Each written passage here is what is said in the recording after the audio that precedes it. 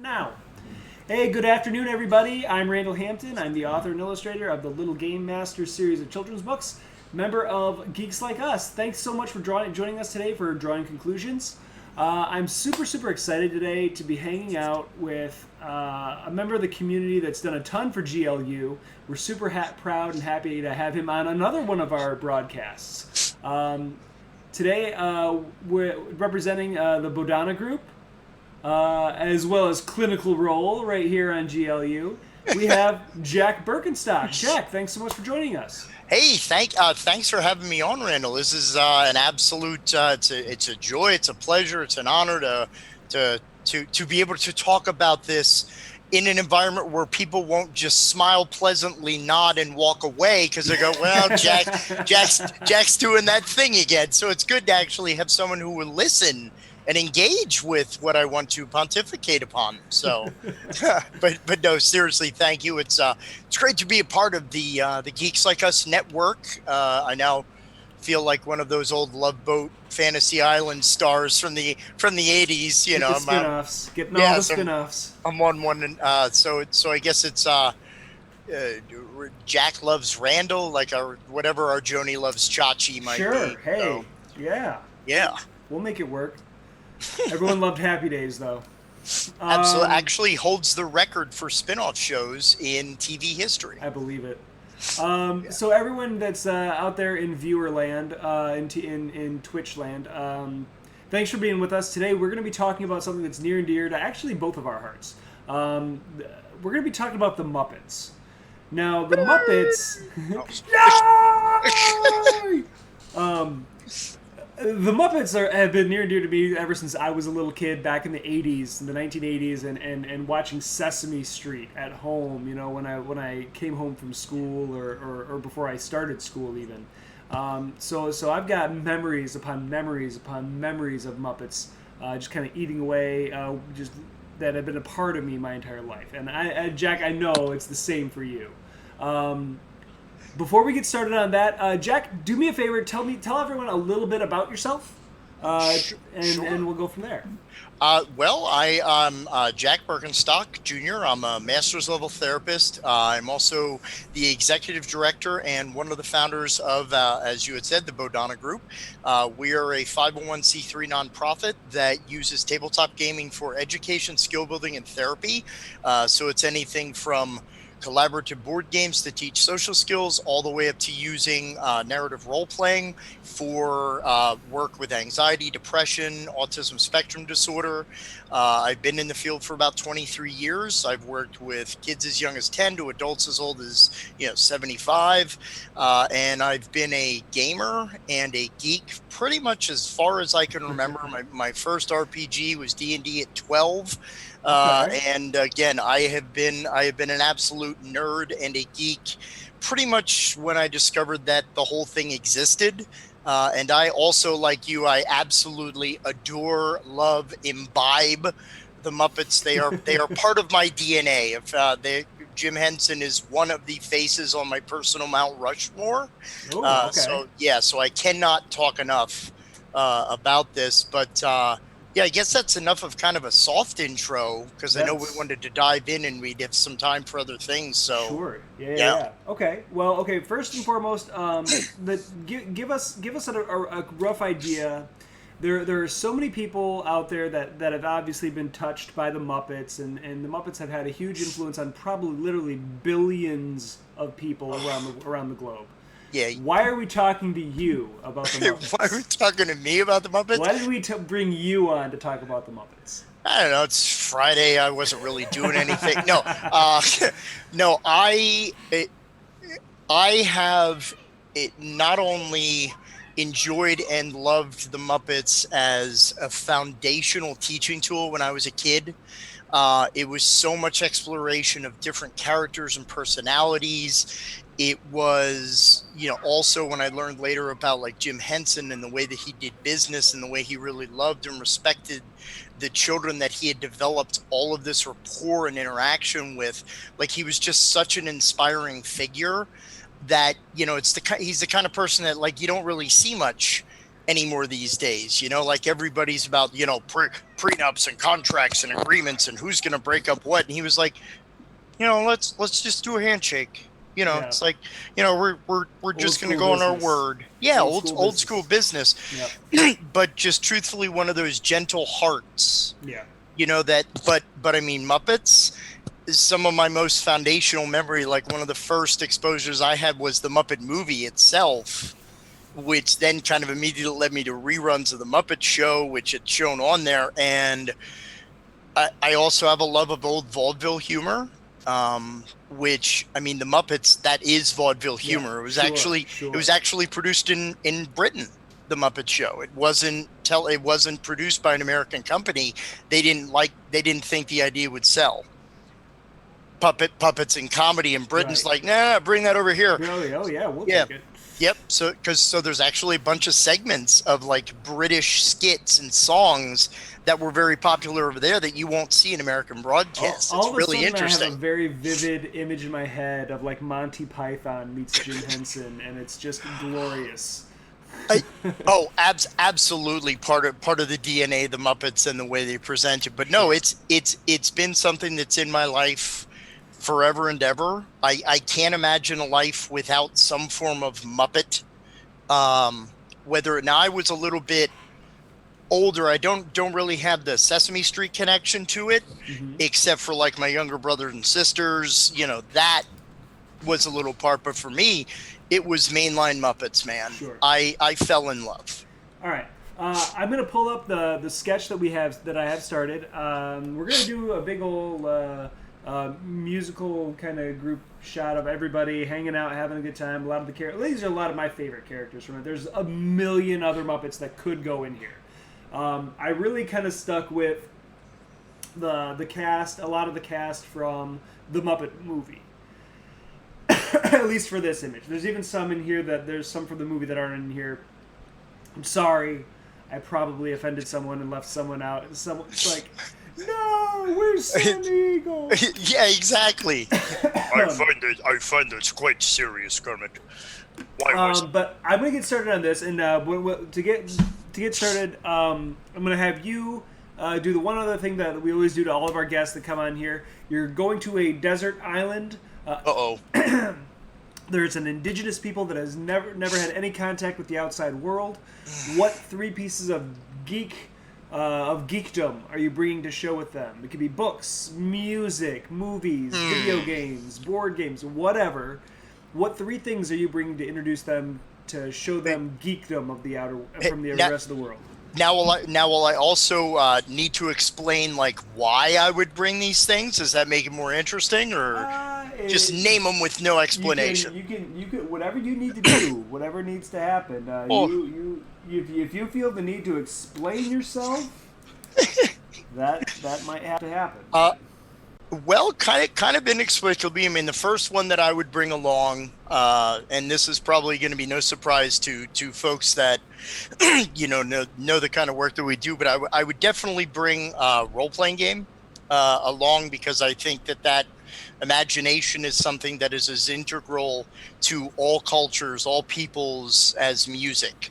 That ability to step into that play space and to be able to go on wild adventures. I mean, it's something that, when we were kids, we would do that. Just kind of, we find us there. There was a post a friend of mine made the other day about, I wonder what most people won't identify these as. There's just a bunch of sticks. And I'm like, oh, there's an Uzi stick gun, and there's like an Old West gun, and there's a sci-fi gun, and they're just knotted branch forks. Sure. But in childhood, those are superpowers. Yes, yeah. Exactly. So that's definitely one thing. And I don't really know if I have a system in particular I would take. Probably something simple. Actually, I would probably take one that feeds into my second piece of geek culture, which is just about as near and dear to me as Muppets, which is Ghostbusters. I would take just the original movie. Not that the other parts, whether it be cartoon or updated movies or whatever. You would only take the first movie. You wouldn't take Ghostbusters 2.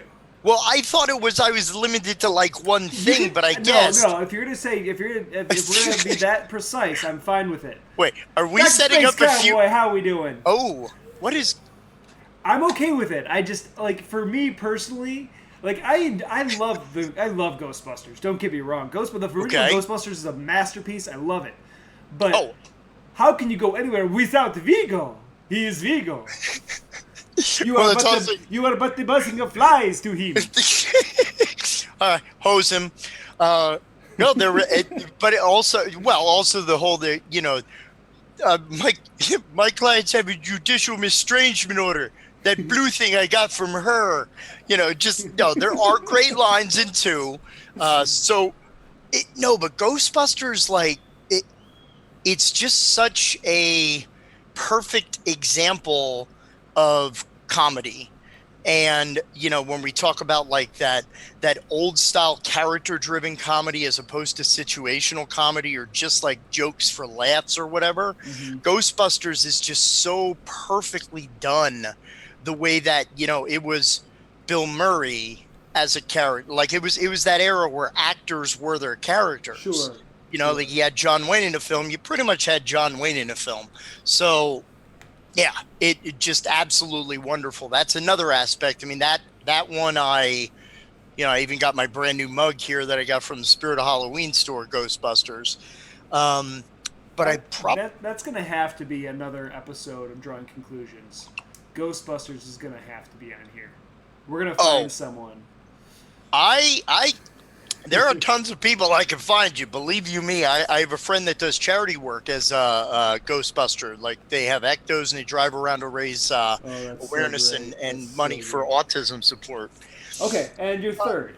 My third is probably one of my other big loves, and this is Mystery Science Theater 3000. Okay. Or Riff Tracks. And the reason I bring that over is because not only is it great humor and well-written comedy, but it's also a wonderful introduction to so many decades of American pop culture. Because you got cheesy sci-fi, you got like even cheesier 80s sci-fi, you got old horror, plus all the shorts that show you let's show 15 minutes. It's a Bell Atlantic commercial for all the new features like party dialing and automatic phone dialing, like all these weird slices of American life that when you look at them all as a whole, like it's fascinating to sit and like, wow, like people were really into this kind of thing. Yeah. But yeah, so those are probably like some of my three biggest loves. Those are the three that I would take with me. Absolutely. Okay. Well, let's start talking about why we're here today. Let's start talking about the Muppets. Now, what can you give us? Why don't you give us like kind of what you can tell us a little bit about the brief history of the Muppets, where they came from, what they started out as, that kind of thing, and tell us a little bit about your personal history with the Muppets. Where did the Muppets start for you, and where did that really get you moving? Well, I mean, when I was a kid, there was always a big fascination with old school comedy, whether it be like my mom introduced me to things like Spike Jonze and his City Slickers, who was kind of like a predecessor to Weird Al Yankovic. It was just very wild. Like this, if you've never listened to Spike Jonze, Cocktails for Two, In Der Fuhrer's Face, like so much great music. It was just insanity. Like all of these different pieces of comedy and culture that was just wild and out there. So I became a very big love, like even things like Monty Python, all the old great sitcoms, the Marx Brothers, the Ritz Brothers, the Three Stooges, W.C. Fields. So I always had this appreciation, even at a very young age, for this type of like sketch comedy. Puns have pretty much been part of my DNA. So when the Muppets were popular during the late 70s, I mean, I was like 5 or 6, so I really didn't have much reference until the movie came out. And that was my jam. Like that was my movie. I loved everything about it, whether it was, just the goofy characters, so much is going on. But when I then got reintroduced through reruns to all of the Muppet Show content, that just blew me out of the water.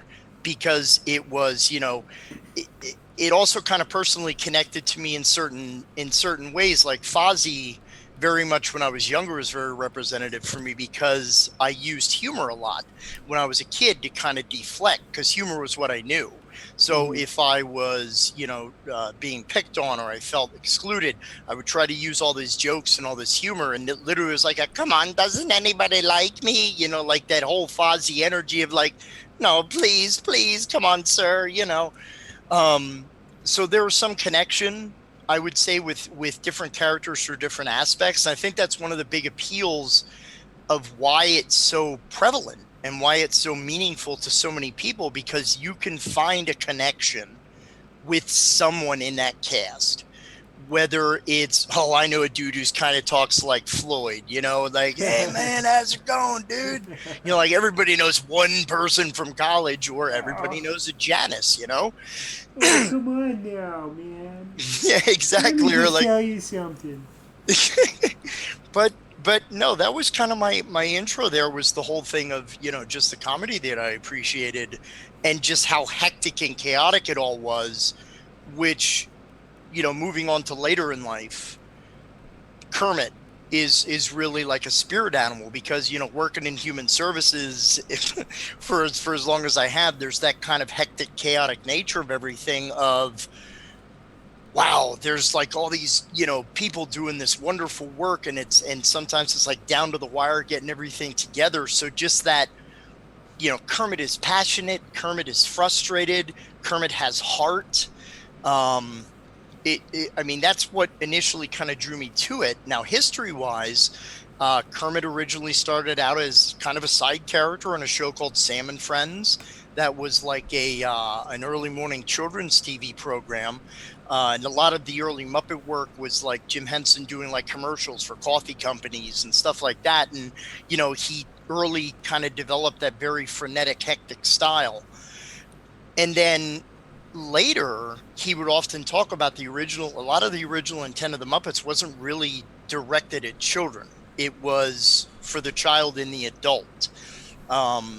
Most people don't know, or a lot of people don't know, that the Muppets actually were originally a feature on Saturday Night Live back during the not ready for primetime players era, like the old Chevy Chase, Jane Curtin era. They were these aliens. What did I trigger? No, you're going to go into a quote, weren't you? I immediately went to Weekend Update with Jane Curtin and Chevy Chase, and the opinion sections, where he would immediately go, Jane, you ignorance. It's just like back and forth. It just sorry. Oh, it'll definitely get me started. So anyway. No, so he did that, and I mean, it was on for, I think, the first season, maybe the second season SNL, and then they kind of had the idea for the Muppet Show, and actually the pilot of the Muppet Show was originally titled Sex and Violence. It was supposed to be kind of adult fare with a little bit of kind of kiddie flavor, and American TV didn't think it would sell. They didn't want it, so he actually got. The Muppet Show was originally produced in England, and then it only made its way over to the US via syndication. And due to the popularity of that coming over, that then led into the movie, which, again, there was the whole series of, like, it's almost kind of like when you talk about the Marx Brothers movies, you talk about the original Paramount 5, which were like the older ones before they went to, Day at the Races, Night at the Opera, whatever. With Muppets, you have Muppet Movie, Great Muppet Caper, Muppets Take Manhattan, Muppet Treasure Island, Muppet Christmas Carol. Those are kind of the original, because those are the ones that Henson was still a participant of. Sure. And then, tragedy, when he passed away, that was one of those days. Like, it was just like the day Mel Blanc and Dr. Seuss died, It was just one of those horrid times. But yeah, that's always been very prevalent. Sorry. My apologies. One of the benefits of quarantine is being protected by nothing from my pooch. Right. But yeah, I mean, as far as the history, and then after the movies got more popular. It was around the time, I think it was actually Muppets Take Manhattan, when they had the Muppet Babies portion that then led into the Muppet Babies cartoon. Yeah. Because in the movie is that mama da da poo poo chihuahua or whatever. I think that was the refrain. But then that started the cartoon, and then the cartoon then led into all the other properties, which was like Fraggle Rock, Dark Crystal, all the other work that's been done. And I mean, his whole idea was to elevate puppetry to where it was a respected art form. And he did so much. He did hand puppets. He did, full figure puppets. He just the level of technical acumen that he brought to that medium. It was more than like, yeah, we obviously know that Punch and Judy have legs. We just can't see them underneath the puppet stage. Right. So he turned and I mean, fascinating moments. And I hope I'm not answering advanced questions early, but it's always amazing when you see him on when he was on the Arsenio Hall show or all these talk shows, when he pulls out one of these puppets, there's no illusion. He's pulling out a puppet and his hand is in it. But the way that people engage the puppet, not the puppeteer, when the puppeteer is very clear. I mean, it's not like ventriloquism where you're trying not to move your mouth, even though that's not the point of ventriloquy. They're so alive. And I think that that's another one of those ways that it reaches people, because these aren't just like an animated 2-dimension, these are physical beings taking up 3D space with other persons. So I think they're more alive, so just the representation of them draws people in, as well as, the characterization of all of them. It's great. The characterization, the different characters that came forward, and I'm going to go back a couple of steps. Before you talked about how it didn't come to the States until syndication, but it's that great moment in television history there back in the late 70s, early 80s, where they had those variety shows. And you know what I mean? It's it's a microcosm of that age, at that point in time. And the fact that the Muppet Show pulled it off so well. Oh, even better. I mean, it was brilliant. Yeah. Well, you had Tony Orlando and Dawn share what the heck was the other one? I can't remember it. There were just so many of those shows. Or you're right. It was, we're going to do a musical number and a sketch number. Carol Burnett Show is another classic example of variety. It's something sadly that is missed. I know that there was one a little while ago that I can't remember his real name, Doogie Howser. Neil Patrick Harris. Yeah, he did a variety kind of show a little while ago, and it was really good.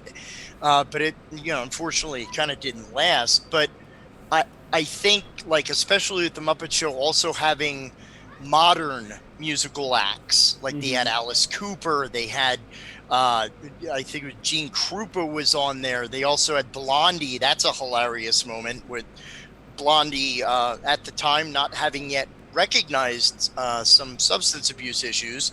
Literally, Muppets were holding up the set while she was bouncing into things, almost threatening to destroy the set.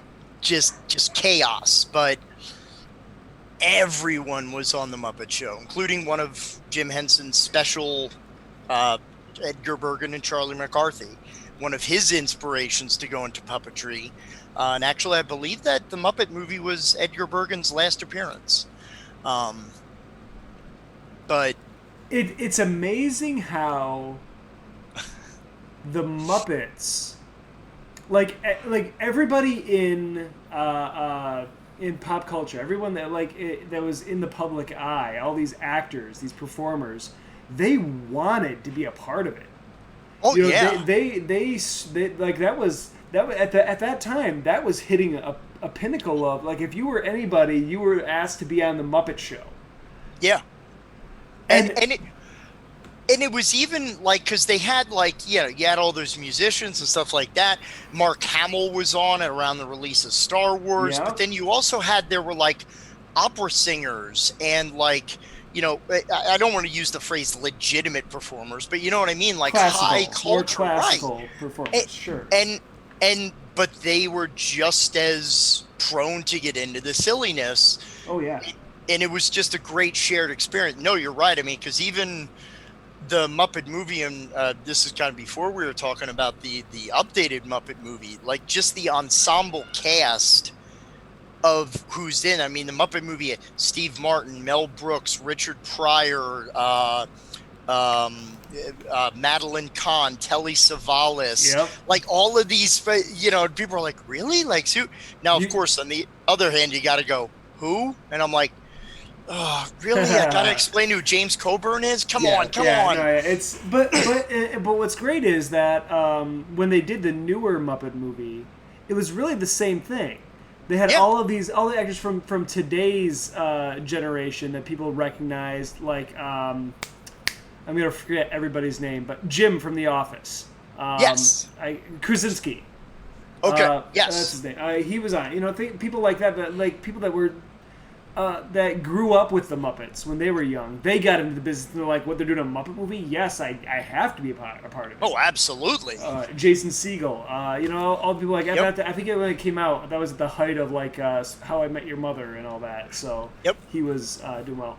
I'm going to take a moment real quick. Everyone in chat, thanks so much for being here. We love we love having you here. We'd love to see your interaction with us. We'd love to talk to you. Tell us about some of your favorite things about the Muppets, some of your memories, things like that. And we'll be sure if you guys have any questions or if you have any thoughts or anything like that about any period of the Muppets' history, we'd love to hear about it. So please throw that out to us as well.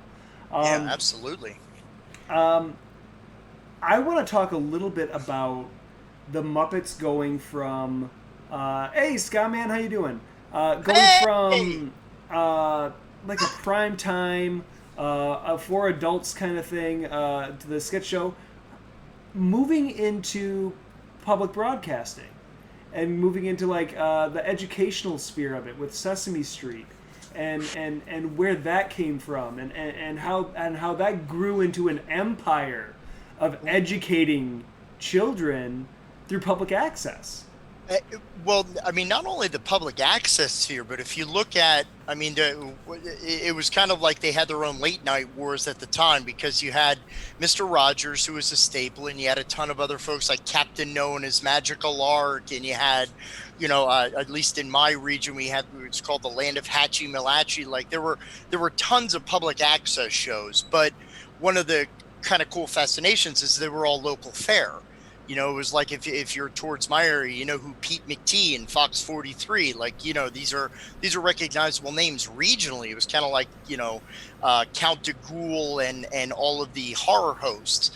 But when you had something like Children's Television Workshop and Sesame Street specifically, it was very different in the way that it even approached that kind of education, because usually it's like, okay, boys and girls, we're gonna read a little story and some viewer mail, and it was very kind of, because even Mr. Rogers famously did his vocal cadence and his pacing and all that.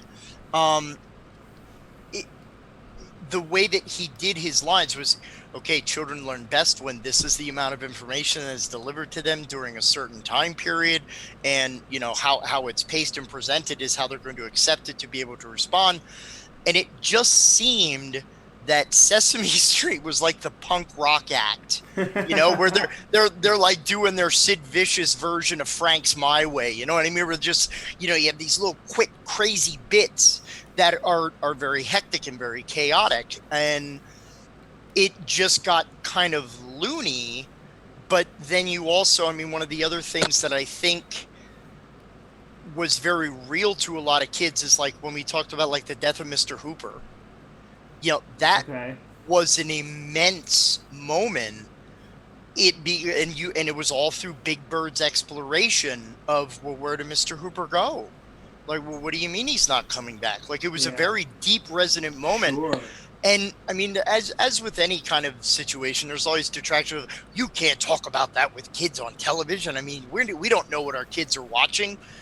Okay, well, we've heard that multiple times. So maybe you should know what your kids are watching, But it was not only the presentation of the different characters that, again, I mean, Big Bird represented a lot of kids in their innocence, and then, Big Bird had an imaginary friend, Mr. Snuffleupagus, and then you had like all the different educational Wait, presentations. wait, wait, wait, wait, wait. Mr. Snuffleupagus was an imaginary friend?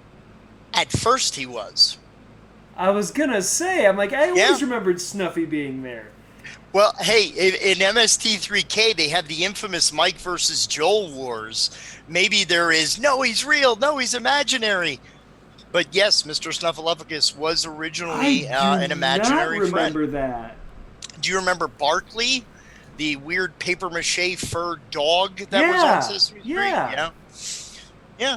But I mean, all the characters, even a lot of the presentation. I believe her name was Linda, was the deaf actress who was on Sesame Street. I mean, you saw a lot of things in that neighborhood that you didn't see elsewhere, Sure. which I think is a trend that Sesame Street has kept up with like, representation for all persons with autism, so it's always been very forward thinking. Yeah. And at the time, people were kind of objectionable to some of it being so fast paced and Yeah. so rapid. It was an issue. Skyman brings up a question: how do you feel about the Muppets being more comedy driven, Sesame Street more educational? I mean, it's interesting because I would say it can also. I mean, it goes both ways. Because Yes. as educational as Sesame Street is, they were entertaining. It was education through entertainment for kids. Absolutely. Yes. And at the same time, I feel that the Muppets could be absolutely educational in the way that they talked about social issues, and the way that a lot of that came up in some of their bits. Well, it's we talked about the whole idea of the multiplicity of characters that you had to choose from. Sure. I mean, if you have well constructed characters that appear real and they kind of jump off the screen or jump off the page, that part of that reason that they jump off is you connect with them. They kind of jump to you, if you will. Okay. So if you're building a character that has that level of emotional resonance, you're going to identify something in their struggle, and you're going to take something from what they go through and what they learn. So Fozzie learning to accept himself, even though the audience may not always like his jokes, and for him feeling that adoration when a joke he lands or a sketch that he does on stage hits with the audience, despite what Statler and Waldorf say. That no, you're right. It's just as educational because it's social emotionally educational. Yeah. Whereas, Kermit doing the whole like drawing the letter R, like just tracing out on the screen, or every sketch talking about the number 5 and a certain because I still remember a lot of those weird sketches. Like, said the alligator king to his alligator son, I'm feeling mighty down. Whichever of you can cheer me up, we'll get to wear my crown. Like all these weird things. I haven't watched Sesame Street in like 30, 40 years. It's still there. Sesame Street was super influential for me. I didn't do preschool when I was a kid, and I didn't do any kind of preschool. So like I would watch Sesame Street, and that helped with a lot of my reading, counting, math, early math, that kind of stuff. Like, but it also really influenced me in wanting to be an artist. So, looking at like the animation that they had going on, and a lot of it was very rudimentary. But like the one thing about Sesame Street that still stands out to me, and I will never forget it because I thought it was so awesome, was the pinball animation. 1, 2, 3, 4, 5, 6, 7, 8, 9, 10, 11, 12. And then Yeah, the music was great, but the animation was just amazing. So that totally motivated me. I was like, oh, this is so cool. I totally remember that. Muppets were street smarts. Let's see. Drive for Muppets was for the laugh. The Drive for Sesame Street was education. I would say that's probably it's probably a fair assessment. The Drive for the Muppets was entertainment value for sure. Oh, absolutely. It was entertainment value, and as you said, the Muppets started off as something for adults. I think the Sesame Street. I think Sesame Street found their niche and found the good that they could do with education for children and just steamrolled with it. Well, it was one of those weird things that, once all the popularity and everything had kind of hit, it's one of those things that as opposed to like collectibles and some, like a lot of Jim Henson's thing was, well, I don't want thousands of toy lines for kids with this. If there are educational toys, he was very okay with that because he felt that he had developed such a connection with kids that he didn't want that to be taken advantage of for financial gain. Like that was a very, very staunch position that he took. And for the longest time, you couldn't really find like toys without some kind of educational benefit. And it continues to some degree today. It's probably not the same as it was then. But well, I just remember the one year when the Tickle Me Elmo was like the most. Yeah. Yeah, I'm seeing a question. How do I feel about Miss Piggy being Yoda? Amazed. Frank Oz is a god. Yeah. Well, yes. He was Piggy, he was Yoda, he was Fozzie. Yep. Who else? I'm trying to think because I know Jerry was Grover. Hello, boys and girls. Oh, the monster at the end of the book. Talk about a seminal work of fiction for children. Oh my god! Is that not an amazing book? Yes, I totally remember that book. Please don't turn the page. There's a monster at the next page. And the pages had like fake tape and like boards that he was trying to board and tape up so you couldn't get towards the end. Do not turn this page. Then you flip it over and he was the monster at the end of the. Oh no! Spoilers. We just ruined it. It's fine. It's from 1974. It's fine. Yes, he was in the Blues Brothers. Yeah. He was the infamous line of "one soiled." Frank Oz was amazing. He was actually one of. I was never able to get a Henson autograph, but I actually had Frank Oz's autograph on a Yoda pick. It was because it was absolutely amazing. Yeah, I mean, I guess you could say that they were. I think that they found that.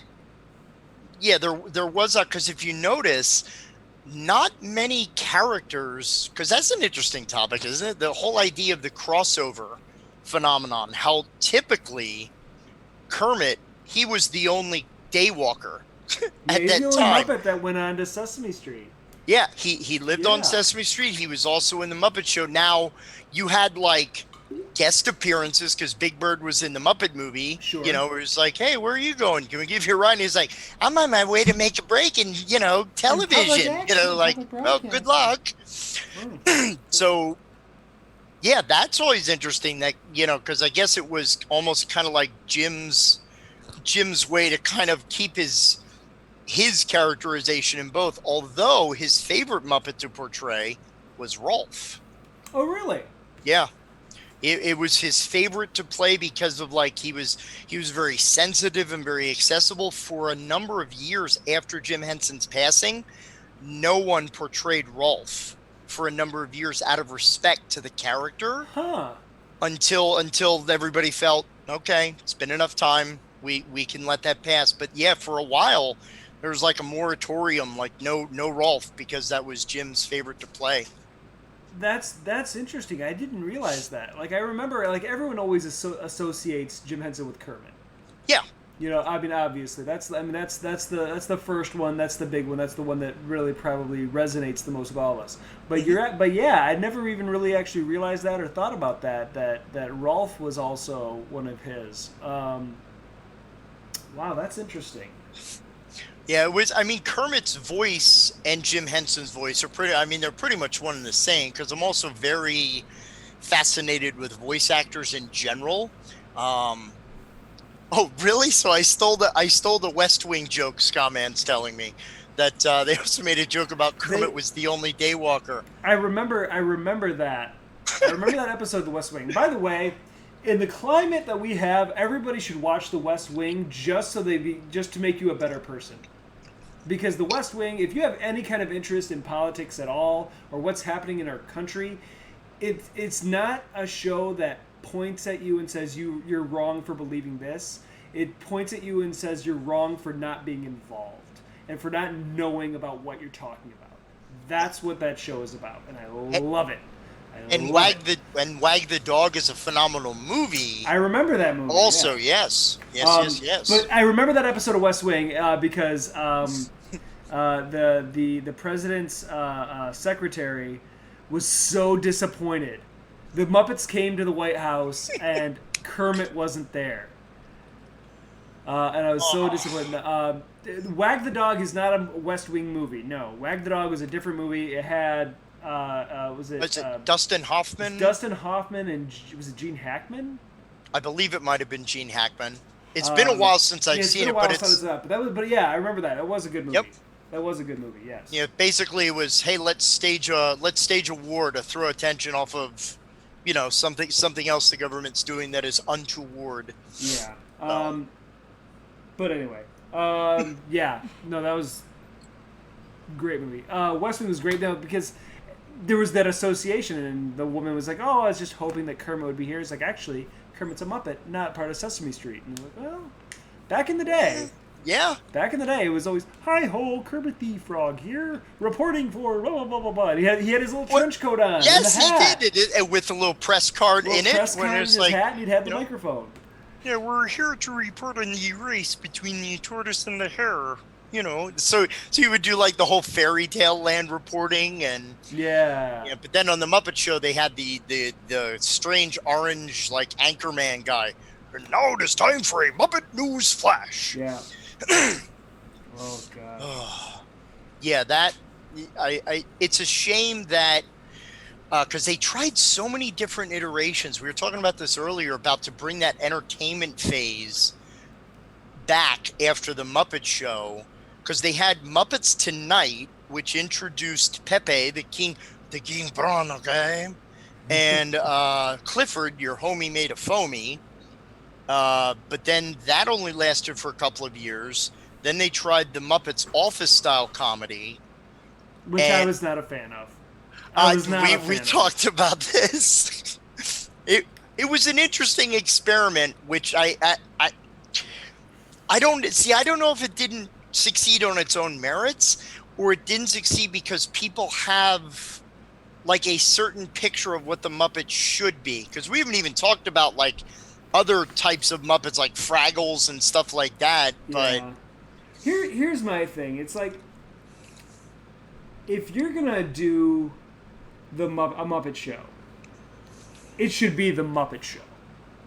Like, I don't care if you think variety shows are passé or shouldn't be a thing anymore. If you're going to do a Muppet Show, it needs to be the Muppet Show. No, see, I concur with you because they should still be a thing, because variety shows aren't... I mean, look at how popular America's Got Talent is. Sure, yeah, no. That's a variety show. People, it's like watching what was it called? The doggone it. I can't think of it. It was a show a million years ago where they basically had people come on and do their talents and. Oh, the Gong Show. It wasn't the Gong Show. It was like Saturday morning. It was with kids and stuff. I couldn't remember what it was. Anyway, my point is that when they brought back the Muppet Show and it had that more of a like The Office take on it, right? I can just see the boardroom sitting there saying, we can't go back and do that just because that's what it was. We got to do something new and fresh. But at the same time, you come on and you're just doing The Office with Muppets, and it's right. So it's garbage. Come on, if you're gonna do something original, same do as something it original. Same as it ever was. It just there was a reason that the Muppet Show, the original Muppet Show, was just so beloved and so amazing. It's just. Well, it was a lot of what because let's look at, puppets throughout different, you had Kukla, Fran, and Ollie. You had like the all the stuff on Mr. Rogers. I mean, most of those were very kind of static. They weren't as animated, going back to that whole tech thing of how just out there these Muppets characters are and what they did. Like even the technical stuff for the Muppet movie, like Kermit riding a bike. Oh gosh! If frogs couldn't hop, I'd be going with the Schwinn. Like, that was a technological marvel for people. Like the fact that it was so convincing and believable that this Muppet was riding a bike. Yep. Oh, here we go, Skyman. I was thinking about what you said about the Muppets being more feelings educational, and all of Kermit's songs are about feelings. Yes, they are. Actually, why don't we talk about that, the music and Oh. some of the, because I relate some of my love for the Muppet movie soundtrack, which I was able to find a vinyl pressing of in a Ooh. game store. They had a pile of albums, and I was just leafing through, and I'm like, what? An original, like, really, a vinyl? And this guy was like, what do you want for this? Kind of sheepishly, like, what do you want for this old piece of junk? You know, nobody needs this. And he's like, $10. Yoink! You know, it's like, Yeah. oh my gosh, yeah. My wife and her family had the vinyl for the John Denver Christmas. Oh, It's yes. so great. 5 golden rings. Bam, bam, bam, bam. But it's that's great, and it's still like we have it. I have it on my iTunes now. So every Christmas when we're decorating our Christmas tree and stuff, that's what's on in the background. Oh, Has to be. absolutely. Has to be. Well, and I mean, talking about another kind of thing which did have a little bit of crossover, I think that Kermit helped do the intro to it, and correct me if I'm wrong, was Emmett Otter's Jug Band Christmas. Oh gosh. Yeah, that, which actually they've been talking, and I think they're moving towards redoing. But one of the funniest things I've ever seen is if you actually get the DVD of Emmett Otter's Jug Band Christmas, there's outtakes. And you know, not to burst the Muppets are for kids bubble, but yeah, there's some swearing in the outtakes on it. But it's no, when you go back and even you look at like a comparison to the River Bottom Nightmare Band compared to Dr. Teeth and the Electric Mayhem. Oh gosh. Golden teeth and golden tones, welcome to my presence. So, As speak of the devil, yes. as I'm drawing. So, but that's actually great because we're talking about the music. The opening to the Muppet movie with the sky shot coming down into the swamp, and then you see this Muppet, this little frog, sitting on top of sitting on a log with a banjo, and plunking away and singing. Why are there so many songs about rainbows? You know, and it's just, and I'll say this, that's still a song that I sing to my kids every night at bedtime. You know, that's a lullaby for my family. I cannot hear that song without welling up. Oh, well, Lauren, thank you so much for being here. How are ya? Woohoo! Glad to see ya. Oh, I'm sorry, hello. go ahead.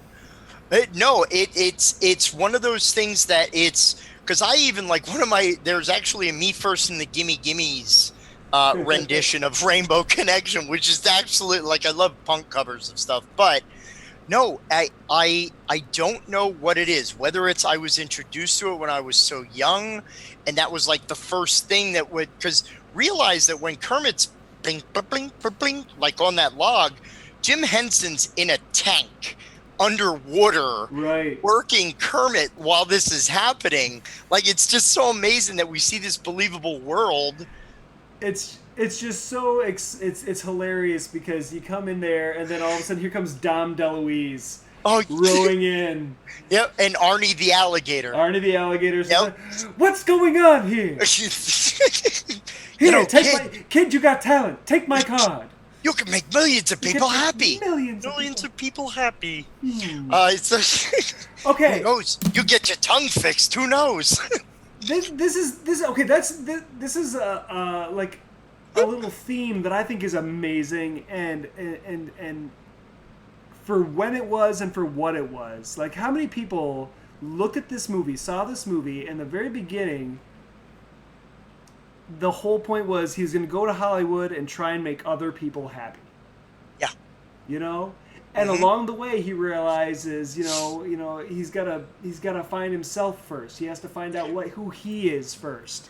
And then, you know, he makes these amazing group of friends and he realizes that being with them makes him happy. And It, well, and it's that weird thing of like Kermit was like he thought he was inspired. It's all about sharing a dream with other people, because even like Miss Piggy, all of a sudden they say, "Oh, you want to join us?" And she freaks out thinking, "Oh my God, I'm going to Hollywood." She packs her bags and he goes, "Well, I just meant ice cream, but okay." And then like even Gonzo is like, "I want to go. I have a dream, but you'd probably think it's stupid." And he's like, "Oh, what's your dream?" "I want to go to Bombay, India and become a movie star."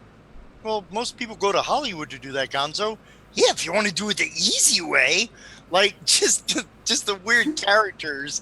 But no, the music, like it's just something about those lyrics. It's just there's something so ethereal about what's in there, because it's talking about dreaming and just having this drive that's inside of you that just needs to keep going on. And then you have, because we were been talking about the "I'm going to go back there someday" that Gonzo sings later on. I'm serious. I have that on my playlist for my Google Music. I cannot listen to either of those songs and not choke up. They're that impactful even still, because they're kind of like that. Yeah, we're doing days when it gets rough, days when it gets tough, when stress is there. Like those are always like an immediate shot that just goes, yeah, everything's okay. Yep. Still believing in it. And then even the in my dining room, I have a original art that I picked up at Gen Con that has it's Jim Henson with Kermit stylized, and it just says, "Life's like a movie, write your own ending." I saw that, and the person must have thought there was something wrong with me, or that I had just gotten hit, because I came to buy the art in like welling up. Yeah. Like this was like I found the Holy Grail or something. But those are those kind of lessons that you get from that when you're that formative, and then they stay with you. And that's why I say Henson is one of the Henson or Kermit, they're somewhat interchangeable in my mind, but just how much they're one of those four heads of Rushmore for me. Okay. Ooh, Lauren, very excited for Gonzo. Yeah, we're working on Gonzo right now. Who officially his subclass he is a weirdo. Actually, one of my favorite modern is Muppets from Space, where you meet Gonzo's like original people, who apparently are very into disco and funk. So I buy it. Oh yeah. I buy that. But no, I mean, you not only have the original songs like that. I mean, you have "It's Not Easy Being Green," which was exclusive to the Muppet Show. But then, like you were even talking earlier, like hearing those songs at Jim Henson's funeral. The Jim Henson Memorial. Oh, wow. When they broadcasted it, it just goes to show you the impact that his creation had, and this is a great lesson for absolutely everybody. This is one of those things where this is absolutely one of those butterfly effect things. Your life has such an impact on all of the people around you. Yeah. You may think you have not done anything. You may think that your life is insignificant. You are absolutely a special, unique individual, and your life means something to someone. Yeah. How you've lived your life has impacted other people. The mistakes you've made, the lessons you've learned, has helped you to grow and helps other people to grow as well. Jim Henson, in creating the Muppets, and then working with the people that he worked with to create the Muppet Show, to create Sesame Street, to create the Muppet movie, and so on and so on and so on, built careers that built an industry that is still standing today. It's built a generation of people that have a better understanding of compassion, empathy, the ability to listen, and the want and desire to go out and just like reach for your own dreams. So when you watch the Jim Henson Memorial and you see like this stadium this massive room filled with people who may or may not have ever even actually met him. Right. But they were in that room to celebrate that person's life. That speaks volumes. Well, but I think it also speaks to the fact that when it's something about some of the people who create things, and again, I'll have to say, outside of like, you know, role-playing games and things like that, like I don't put myself in the same class of a creative or an artist, you know, like yourself. But knowing enough people that do, like, when you share your art, when you share your passion, and I guess it's true for your passion as well, but when you share that part of yourself, I think that there are some people who are very closed with their creation, but I also think that there are people that are very open. And I think it's about Henson injected so much of himself and his worldview into his creation kind of unabashedly. Sure. Like, he had no qualm about being very who he was in the vestige of his characters. Yeah. And I think that people felt connected to him regardless because of the strength of the connection to his creation. Like, that's what I think, you know? I know that I wouldn't be as... the Muppets, Sesame Street, the Muppet movies, the Muppet Christmas Carol, all of that had an influence on me and how I pursued my own dreams and things. Zeitgeist, how are you? Yes, we were talking about the Muppets. But Jim Henson's Memorial, there are two things that come to me every single time I think about it. And every once in a while, I will jump on YouTube and I'll watch a couple of videos from it.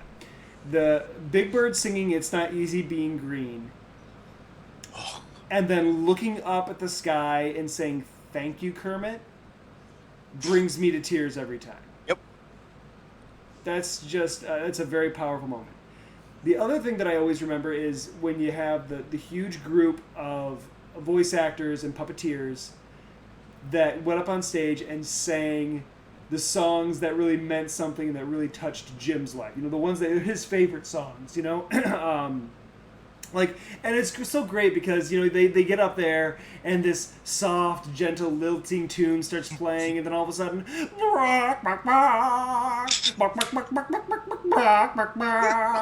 they're all doing the chicken song. It's just like, what? And you have to laugh at it, you know, but then there's the Elmo song, the Lydia the Tattooed Lady, which is great. It's a Marx Brother. It's a classic Groucho song. But then you hear Elmo's voice. Oh my God! That I have to admit, that I've never seen, but I am sure as heck going to be watching it. That. Yes, absolutely, I will. They do that. They do Lydia. They do. I think it was. I want to say it's Robin that does the halfway up the stairs. Ooh. Halfway up the stairs is the place where I sit.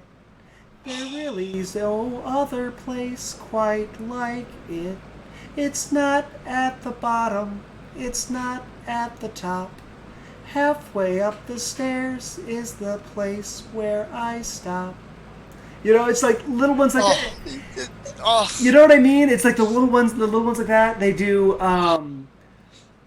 they do Gonzo's "I Want to Go Back There Someday." Oh, which you have just to. kills you. The one with Scooter and Fozzie. Oh crap! Which one with Scooter and Fozzie? Simon and his talking bear. It's so good because Frank Oz is sitting there doing like a duet with the guy that does the voice for Scooter, and they're going back and forth, and the whole time you see Frank Oz's face lighting up. Like, will they laugh at us? You know, like it's amazing, and they do all the Muppet characters doing "You Are My Sunshine," and then the one from the John Denver's Muppets Christmas. It's in every one of us to be wise. That one, they do that, and that's beautiful. And then they finish it with, what is it called? And if two whole people believe in you, long enough and strong enough, believe in you. Oh my Hard God. enough and strong enough, believe. You might believe that if that is something to believe in. Making it three people who believe in. And there's if three whole people, why not four? And if four whole people, then like everybody comes out with what a Muppet on their hand, and they're all singing it. And you just can't help but like break down crying because it's so amazing, and it's like all these songs and these moments from your childhood or from when you were grown even, and you heard and saw these this music for the first time, and you realize how much of an impact it had on you and how much it touched you. And it's like it's ingrained in you, and it's ingrained in us as a society now that these characters are there. I don't know. Sorry, I'll get back to drawing. I'm sorry. No. You're 1000% correct. I mean, I tell this story. I told it to you before. I don't think I said it here, but it's so much when we watch the updated Muppets, the one that came out a little while ago. It was one of those things where the moment Kermit started singing Rainbow Connection, I burst. I was like blubbering, crying unashamedly in the theater. My wife and my sister were kind of giving me the stink eye a little bit, but it's when I think about that movie, I think back to, that was when I was living with both of my parents at that time. I was very young, and that was like, we had the HBO box, which had the big ka-chonk, ka-chonk, like switch on the back that, again, anyone under 30 has no idea what I'm talking about. Back when, to get all these channels, you literally had a separate box for each channel that was a receiver, and you had this elaborate setup. But it's about taking us back to a simpler time.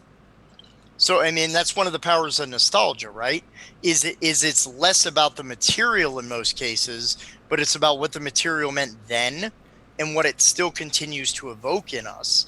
So even if it's not like a deep emotional song, people still think of like Manat, and where they came into that. Or if knowing, like, one of my favorites from the Muppet Show was the Lime and the Coconut song. Oh yeah, that was done, and it was cool because it started out, Kermit had broken his leg trying to help with a stunt Gonzo was doing, and so he's laid up in a hospital bed, and the nurse starts singing, Rocky bought a coconut, he bought it for a dime, his nephew had it. And then eventually the doctor comes in, and the doctor's slowly turning into a witch doctor with like a bone in his nose. And there's like all kinds of woods and creatures coming out. And, they're doing the whole like row, row, row your boat thing where you put the lime in the coconut, you drink them both up, you put the... And it's just this like wondrous symphony of amazing. And then at the end, everything just shrinks back, turns to normal. It's like, call me in the morning and I'll tell you what to do. Boom. And that was the end of the sketch. Yep. Also, Kermit doing Happy Feet. I don't know if you remember that one where he's singing Happy Feet while he's tap dancing. Yes. Happy feet. I've got those happy feet. They give me a low-down beat. And they begin feeling. It's so funny how something that may seem, and again, like you kind of touched a little bit on the nostalgia of it and how that really plays into it, but these little moments that are from years ago, think back on them and it's just joy. It's just instant joy. Seems trivial. Yeah. But I think there's a special, because a lot of things like that people talk about. Well, I remember when I went to see that movie with my friends, or went to do this kind of thing or whatever. Sure. But I think it's even more amazing when that nostalgia hits you purely on a personal level. Like, I'm not sitting there like with my mom or my dad when I'm hearing, going to go back there someday. Right. I'm sitting there at my desk, I'm working, it comes up on my Spotify playlist, and I just start like singing it and I'm breaking while I'm singing it. And I'm like, there's a part of me that's like, come on, dude, you're 48 years old. Like, shouldn't you be through this by now? And I've sung it a million times. But it's still the meaning to get from it, because I think that's one of probably, in addition to Rainbow Connection, being always about, no matter how hard it gets, no matter how rough it is, you always have that dream. And to dream and to never give up hope is, I think that's another thing of what Kermit means to me. No matter how crazy things got, no matter how hectic the show was, no matter what was going on backstage, Kermit had a job to do. And he was always going to make sure to do the best job he could, even if it's, okay, I'm going to go out and deliver the good night, everybody, thanks for stopping by, while things are exploding in the background and he's covered in like banana custard or whatever. Hey, everybody. Yeah, it's just as much like, I'm going to go back there someday. It, to me, that's my favorite song of all, besides Rainbow Connection. That is my other one. Is, it's talking about, a feeling of knowing someone that you've never met. And the poetry in that is amazing. There's not a word yet for old friends who've just met. That's how I love that. Yeah. Right. Oh, see, I'm even starting to get I'm getting a little verklempt just thinking about it here. I'm getting verklempt. I'm a little spilges and my Genectazoink. It's so great. Obolorn, yeah, no, that's one of the ones, like, so I never had traditional, like, lullabies for my kids. As they were little and stuff, like, I was always singing James Taylor. I sang a little bit of Jimmy Buffett, but I would always sing Rainbow Connection was always a good one for them. I Want to Go Back There Someday is something that they've asked me to sing recently, because I just shared the Muppet movie with them maybe a month ago. It was the first time that my kids saw it. Okay, you're talking the original one? The original one. I gotta hear which tune, because I know that whole album. Which one? I Want to Go Back There Someday.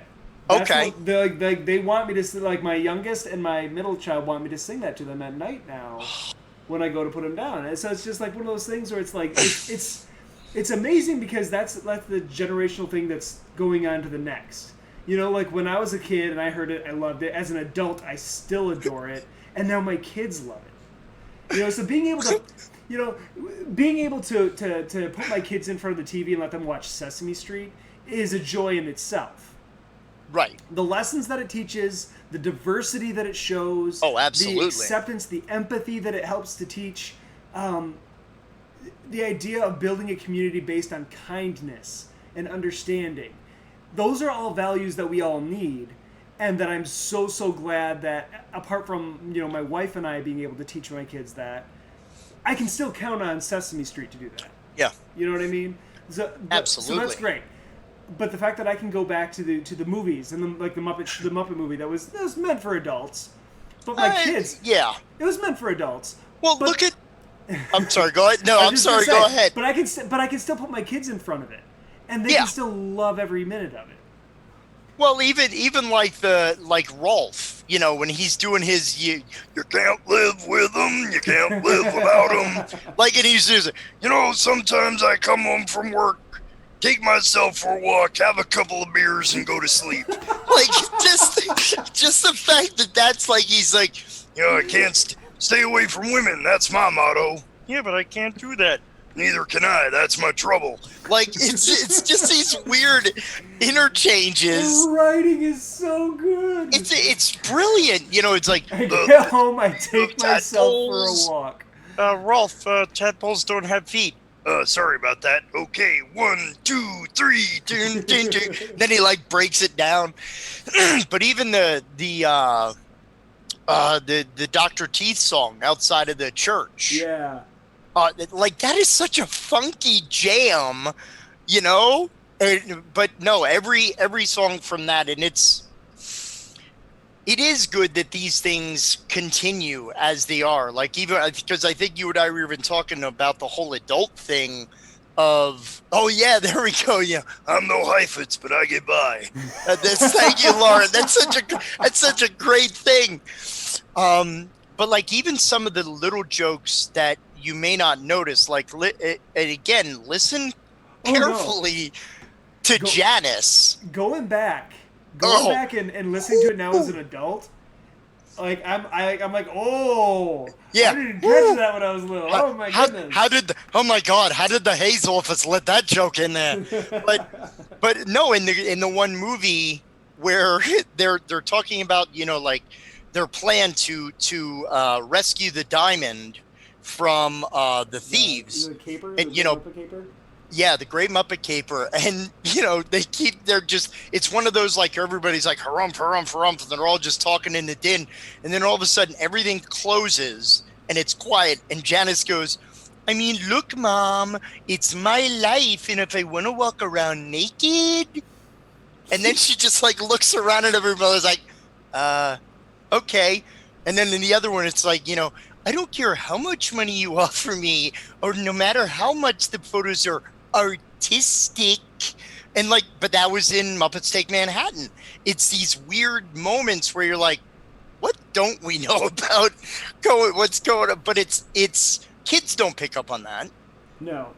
But it's all those amazing jokes and references that just come through. And I mean, those are the things like Muppet movies, one of those movies that I can watch and almost quote side by side, Yeah. especially with Steve Martin, like, would you like to sniff the bottle cap, sir? Like, we just, he's just, what? He's just the hyper annoyed waiter wearing lederhosen inexplicably. Yeah. But no, it's one of those things that I hope, and I really hope that, it's even the newest property that Disney Channel or Disney Plus is putting out, I think it's Muppets Now or something like that, where it's like the whole thing is Scooter's trying to put together an internet show for the Muppets. So it's going back a little bit more true to form to the Muppet Show kind of idea, where they're little short sketches.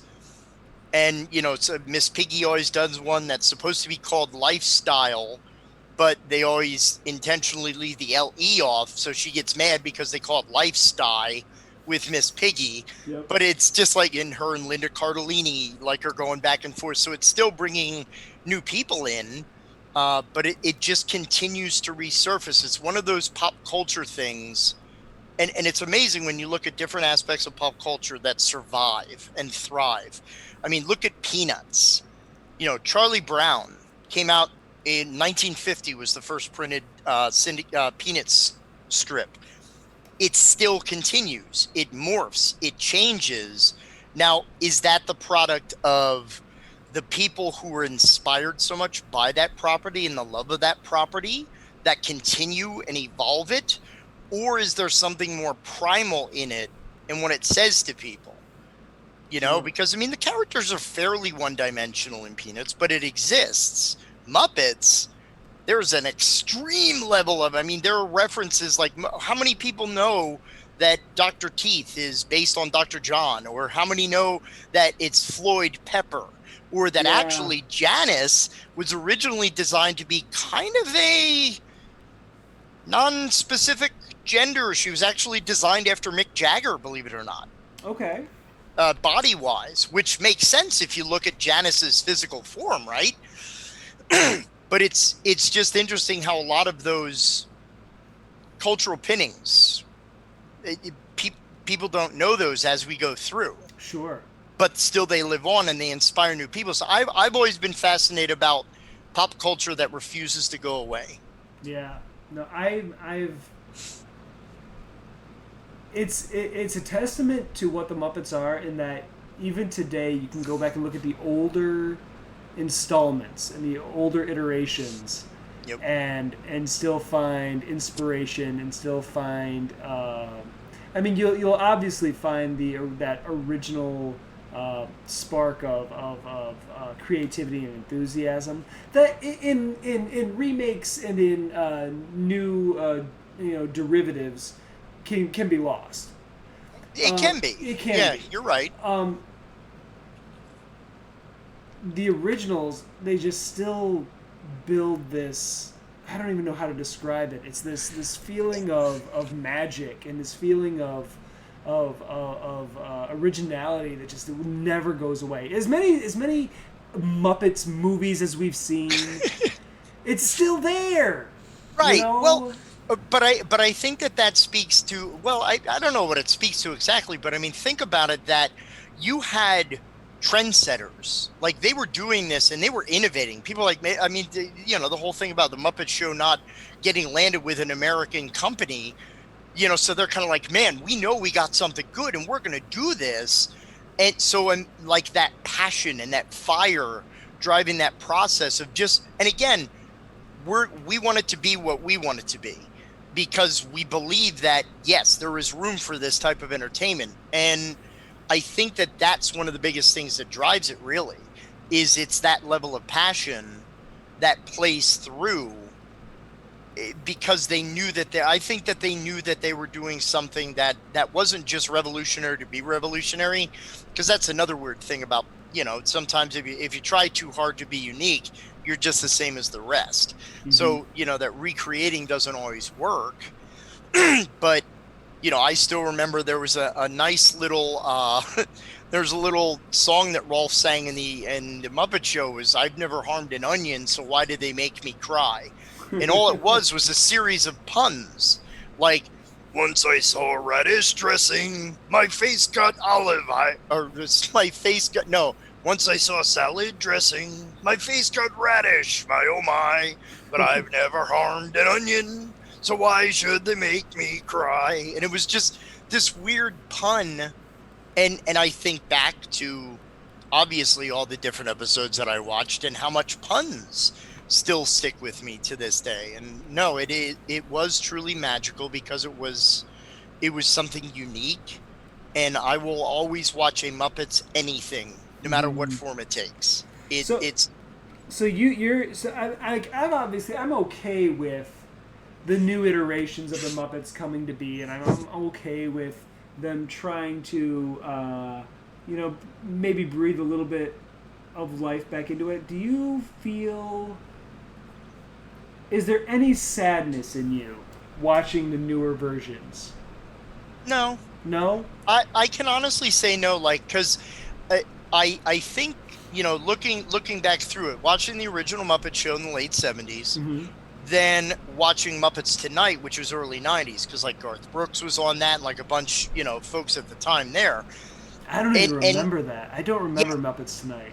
The whole thing was, instead of it being in the theater, they had a TV station that they were trying to do programming for. So it was literally the same thing, just, with different sketch and a different like setup to it. And now they're doing it for internet.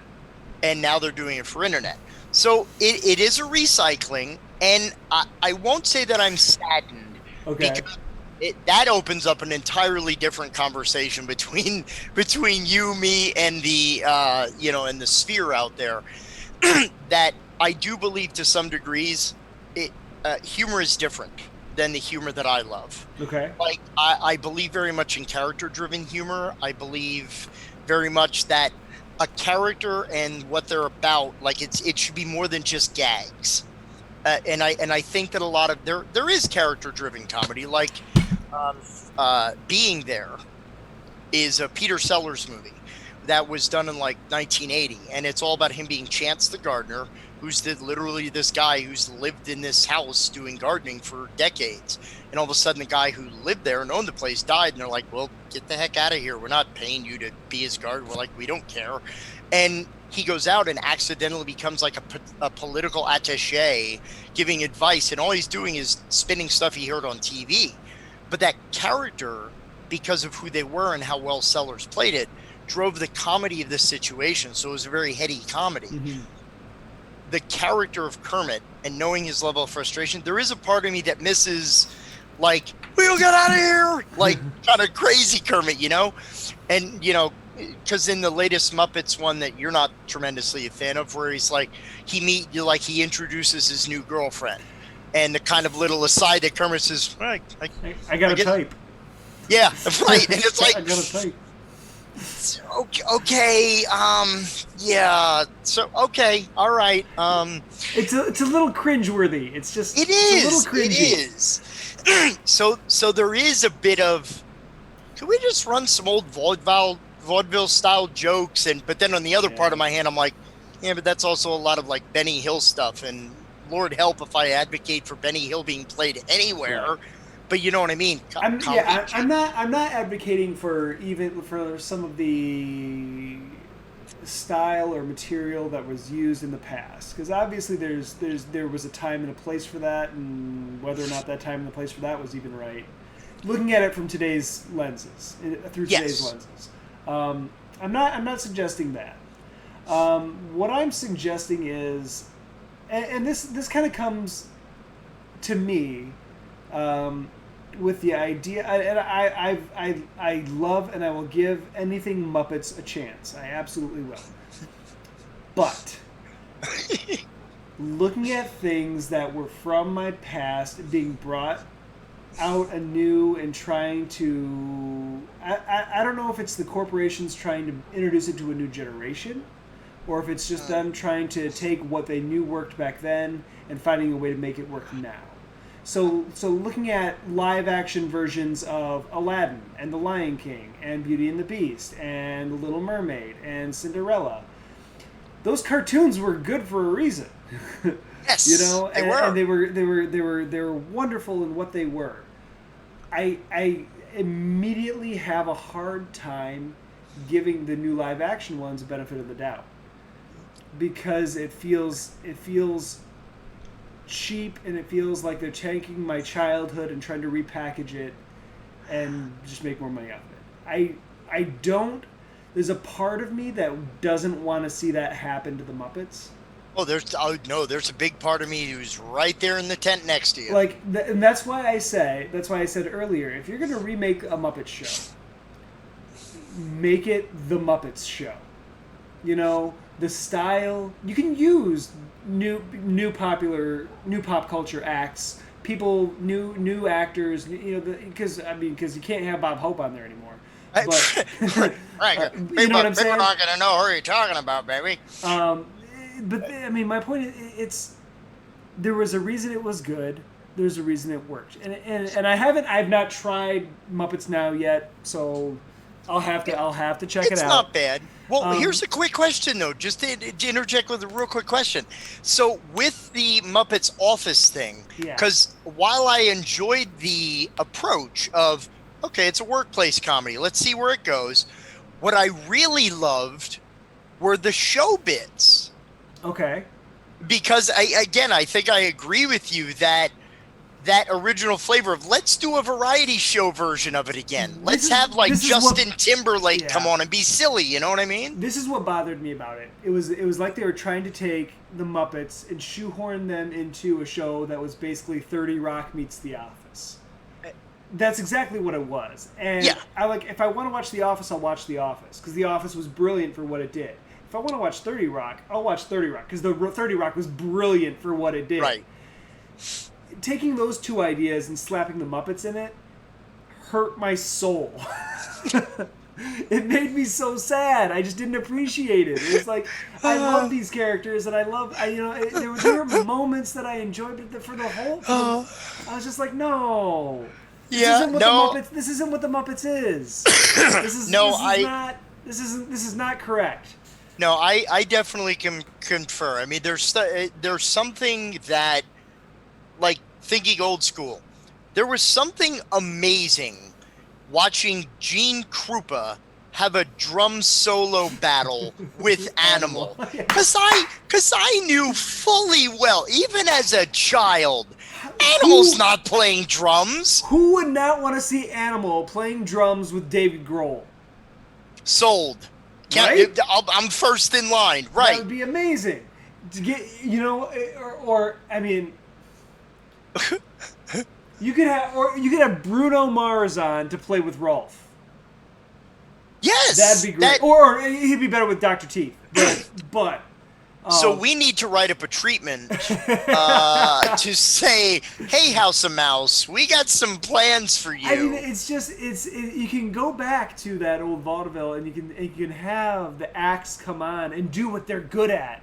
And, Yes. And what's hilarious is then you see the Muppets, who are clearly just sackcloth and wires and faux hair, Right. doing it just as well. And that's what's so great about it.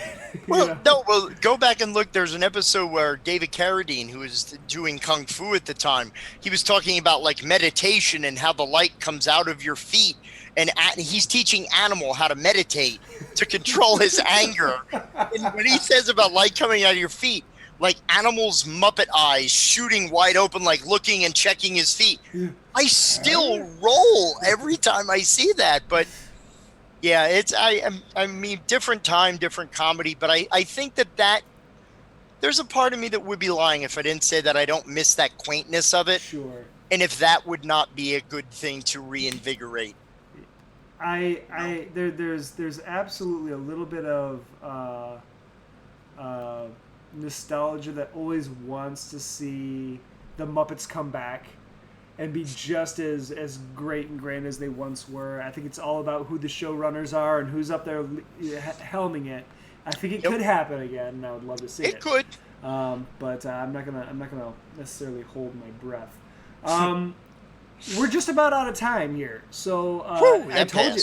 I'm telling you, an hour and a half goes by real quick when you're talking about stuff like this. Like the Muppets, this is one of those topics where it's super easy to get sucked in, and all of a sudden time's gone. Yeah, to get all gushy. It happens. Jack, I want to say real quick, thank you so much for being here with me and hanging out. Muppets can be an all-day discussion for sure. Absolutely. Oh, yes. All week. Pack a lunch. I want to do something. That's not what I want. Hold on. I want to do something real quick. I'm going to pull something up here. Uh-oh. Yeah, we're gonna break all the rules. I don't care. Breaking all the rules. That's an Ozzy song. It's from his Poodle period. One of Jim's favorite times in any production. You can't hear it. You can switch was over the to musical the pre-record audio session. But this When he and his performers, this is what I was including speaking me, would gather in the relaxed atmosphere of a recording studio to lay down the vocal tracks, we would have a great time. Right now, we'd like to share that moment with you, as some of the Muppet performers sing some of Jim's favorite songs.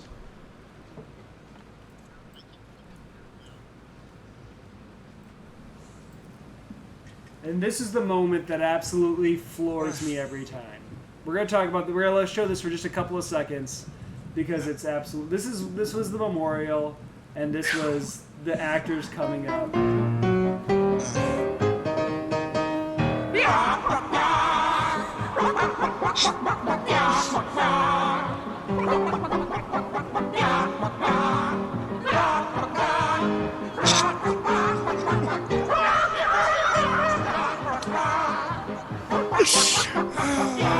And it goes back and they show the audience and the joy that they have.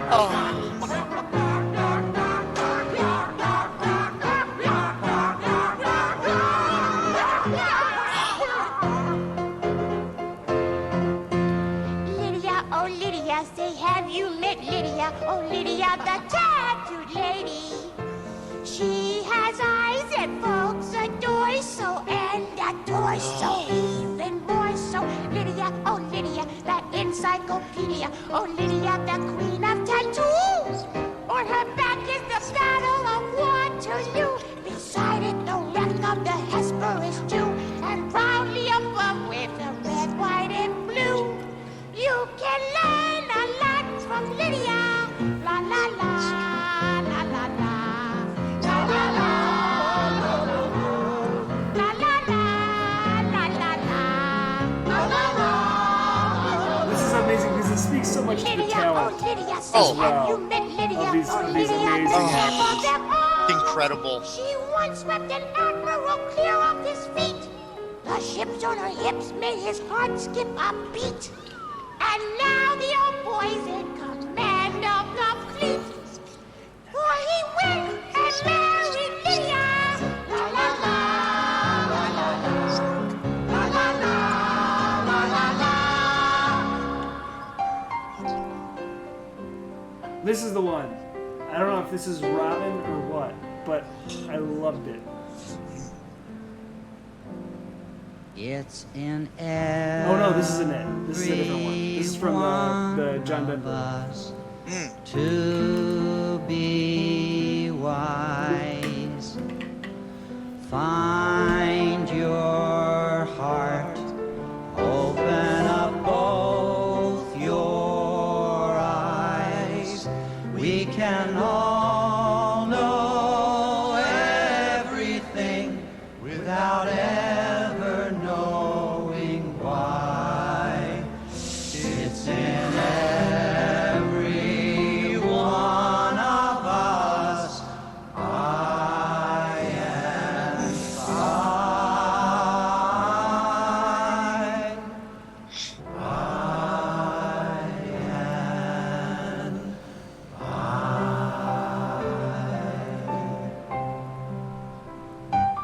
Here it is. All right, give it, Scooter. This is the Scooter and Fozzie song. I may go out tomorrow if I can borrow a coat to wear. Why not? Oh, I'd step out in style with my sincere smile and my dancing Oh, bear. yes. Outrageous, Aha! alarming, Yes, it is. courageous, And charming. yes. Oh, who would think a boy and bear could be well accepted everywhere? It's just amazing how good people can be. Very good, Scooter. Thank you very much, Fozzie, but I have to do another verse. Go ahead.